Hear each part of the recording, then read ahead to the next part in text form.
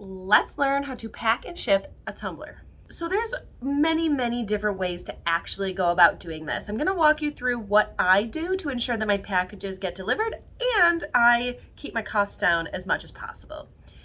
First, you're going to need a box. I always reuse boxes whenever I can. I like to do my part to help the environment and reduce my carbon footprint, so I reuse boxes and shipping inserts like packing peanuts or the air thingies from Amazon. I always try to reuse those whenever I can.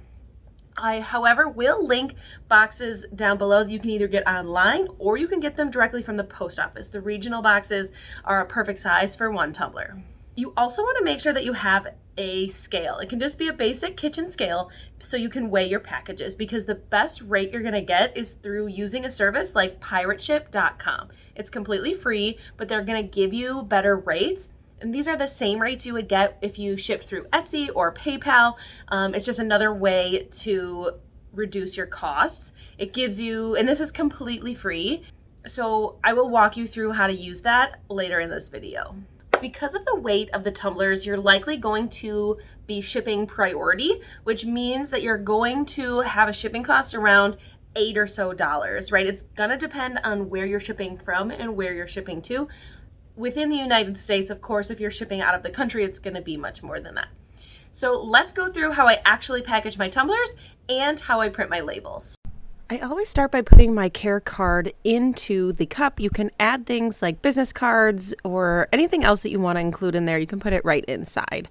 I wrap my cup in tissue paper, and I choose tissue paper because if you put bubble wrap around your cup, it could damage the finish. So I use tissue paper, and then I have a handmade sticker that I just put right on the seam. You can make your own sticker. You can get any sticker you want, or don't use a sticker at all. It's up to you. After you get it in tissue paper, you can wrap it in bubble wrap, but then I always put it in the box that it came in.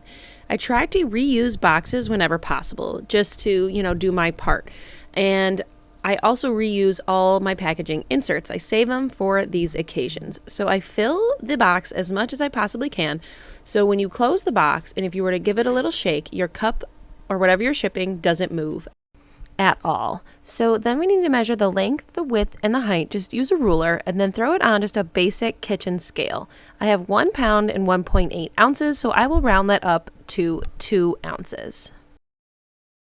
So I use Pirate Ship to print all of my labels. I personally, since I don't ship a high volume of items, I print my labels just with my regular printer on label paper from Online Labels. It's my favorite label paper. I use it for this, and I use it actually for my projects. So I will link that down below so you can get it if you want it. If you're shipping a high volume of items, I highly recommend an actual label printer, and I will link popular ones down below. So you can create an account absolutely free, and when you open your account, you're going to then just create a shipping label. You enter in where it's going, you can change the type of packaging, and then you need to measure your box for its length, width, and height, and then make sure you add the weight in pounds and ounces. Generally for a tumbler, it's going to be over that 1 pound mark, so you have to ship priority. But if it's smaller, it will give you a list of the best prices for you to choose from, and then you can buy the label through here. Once you click buy label, you do need to then print it. So you can either print it on label paper or sticker paper or even copy paper and just tape it on, or you can use a dedicated label printer, whatever you have.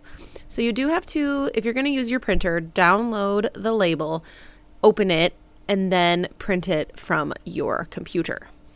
Once you're done, I always print it on sticker paper and then just attach it to the box, and you're ready to get it shipped.